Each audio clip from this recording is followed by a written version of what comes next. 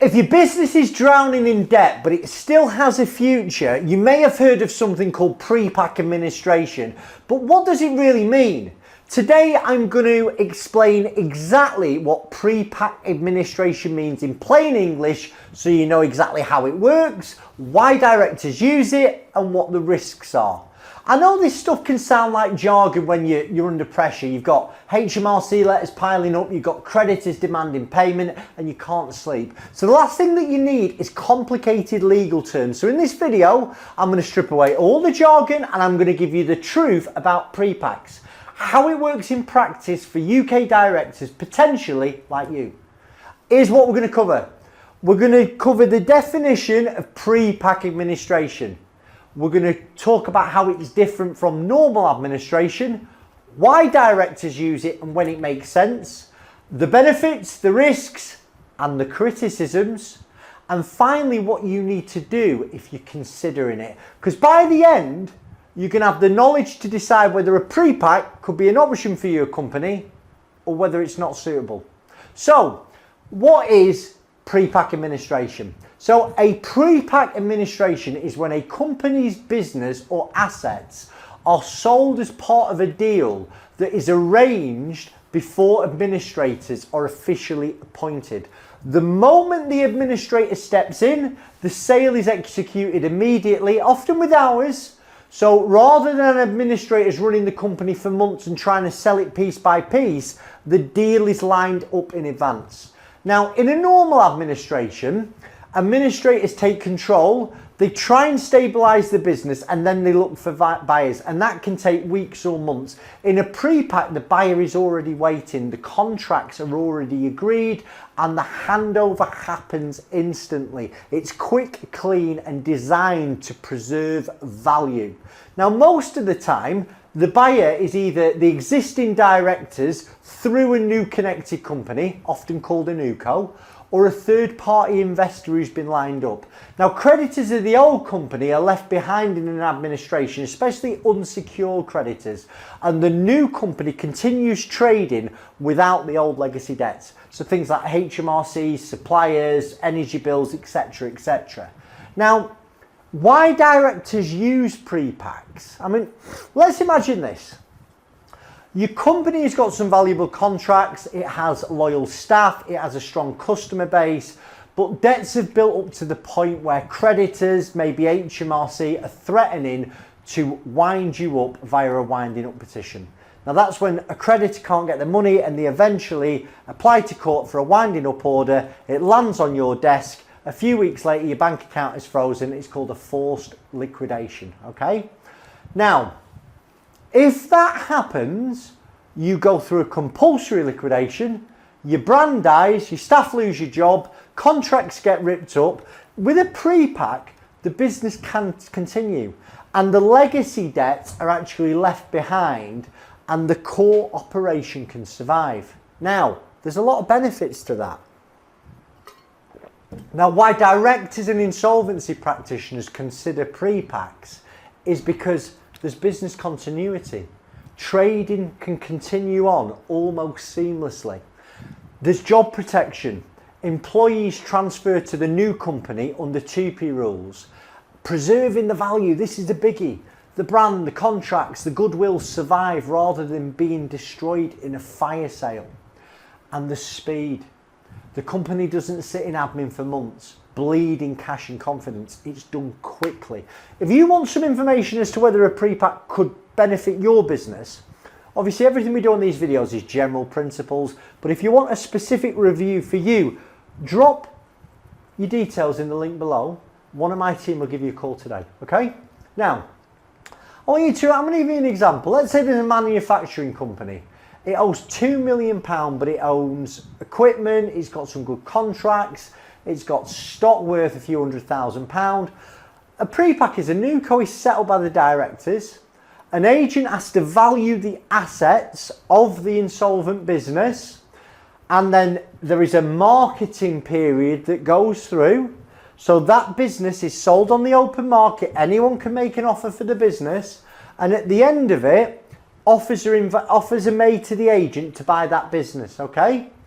Now, if the agent accepts your offer, an evaluator will actually come in and do a report and also agree that it's a fair offer and it fits the purpose of an administration, then the administration begins, okay? As soon as the administrator is appointed, the first thing they do is sell the business, the assets, to the new co.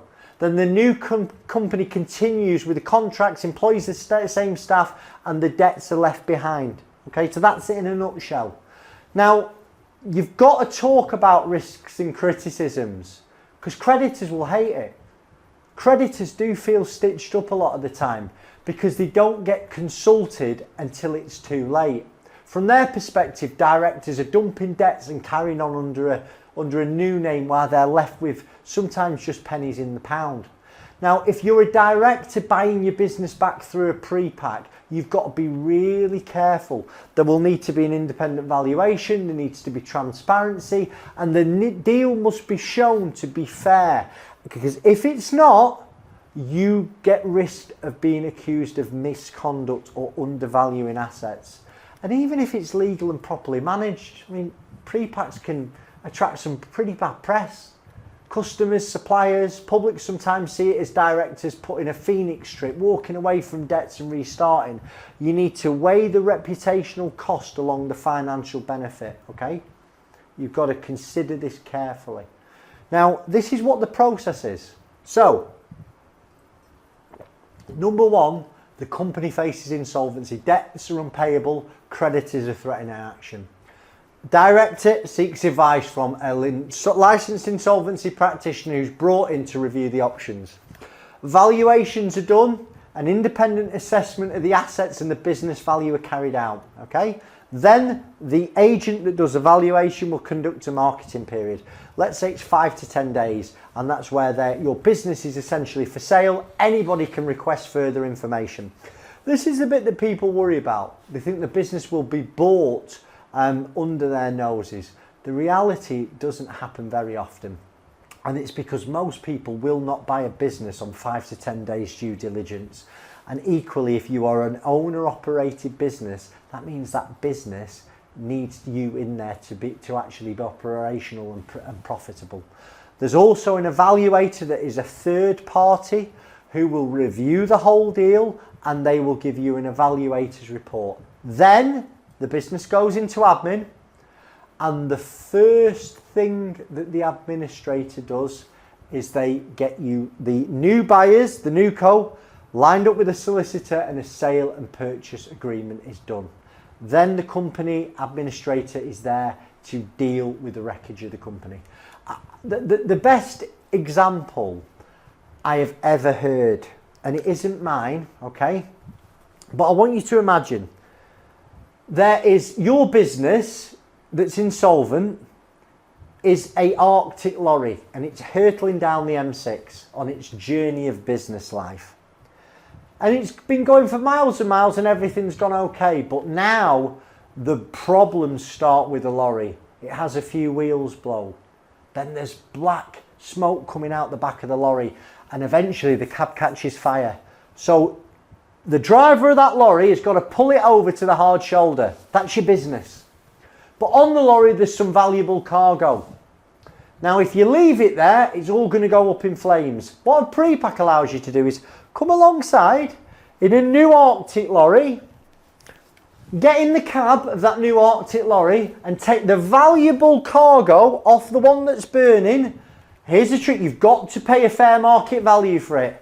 You put the valuable cargo onto your new lorry that's pristine and you continue down that M6 on your business journey. And then the administrator is left to deal with the lorry that's on fire. And they inform creditors. And proceeds of the sale of the administration go into the pot for distribution. So, there are a lot of things you need to consider. First of all, is your business viable but crippled by debt? Do you want to preserve jobs and brand value? Do you need to stop creditor action now before it destroys everything? It's not always right. If the business isn't viable, fundamentally, a pre-pack is only going to delay the inevitable. creditors will see it as unfair. If you do this again in 6 to 12 months, there could be some real serious repercussions for you. And it can damage your reputation, especially if it's not managed properly. So, what does pre-pack mean? It's a pre-arranged sale of a company's business or assets, and it's executed the moment the administrator steps in. It's fast, it can preserve from value, and it can save jobs. But it is controversial, and it's got to be done by the book. So if you're a UK director under pressure and you think a pre-pack might be an option, I want you to speak to us at Director First today. We're going to give you some clear, practical advice so you don't make mistakes. Subscribe now. I want to give you some more plain English insolvency guides. And if you're looking for more videos on pre-packs and how we have used them to save companies, I want you to take a look at this playlist here. You're going to find videos on the difference between liquidation and administration. You're going to actually see some examples of some jobs that we've helped advise. What happens when a company goes into liquidation in 2025? Thanks for your time, Chris Worden.